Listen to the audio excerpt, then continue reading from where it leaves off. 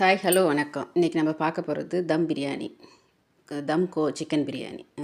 சிக்கனை நல்லா கழுவிக்கிட்டு அதில் வந்து தயிர், இஞ்சி பூண்டு, பிரியாணி மசாலா, கொத்தமல்லி போட்டு நல்லா பிரட்டி ஃப்ரிட்ஜில் வச்சுருங்க. ஃப்ரிட்ஜில் வச்சிட்டிங்கனாக்கா நல்லா ஒரு 2 மணி நேரம் ஊறட்டும். அதுக்கப்புறமேட்டா வந்து பாத்திரத்தில் எண்ணெயை நெய்யும் ஊற்றிட்டு பட்டை, லவங்கம், பிரியாணி இலை, ஏலக்காய் எல்லாம் போட்டு தாளிச்சிக்கோங்க. அதுலேயே வந்து நீங்கள் வெங்காயம், பச்சை மிளகாயை போட்டு தாளிங்க.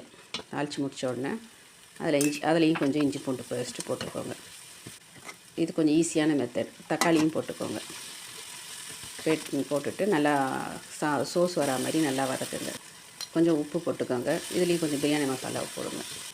போட்டுட்டு அதுலேயும் கொஞ்சம் தயிர் போட்டு நல்லா கிளறி விடுங்க. அது நல்லா சோஸாக வர வரைக்கும் வச்சுக்கோங்க. அதுக்கப்புறம் கொஞ்சம் நழிச்சுன்னு நம்ம பிரட்டி வச்ச சிக்கனை வந்து அதில் போட்டு நல்லா தம் போட்டு மூடிடுங்க. நல்லா இது வந்து அப்புறம் உதிரியாக சாதத்தை நல்லா அரை வேக்காடு வடிச்சிக்கோங்க. வடிச்சிக்கிட்டு அதில் கொட்டி கிண்டுங்க. முதலே கொஞ்சம் வந்து நீங்கள் சோஸ் எடுத்து வச்சுக்கோங்க. அரிசியை போட்டுட்டு அதுக்கு மேலே கலர் பவுட்ரு,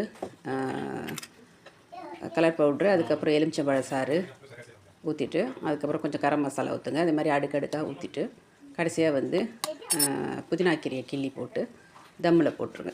இது நல்லா வெந்த உடனே ஒரு கிண்டி எடுத்துருங்க. கிண்டிட்டு தம்மில் போட்டிங்கன்னா நல்லாயிருக்கும். அவ்வளோ.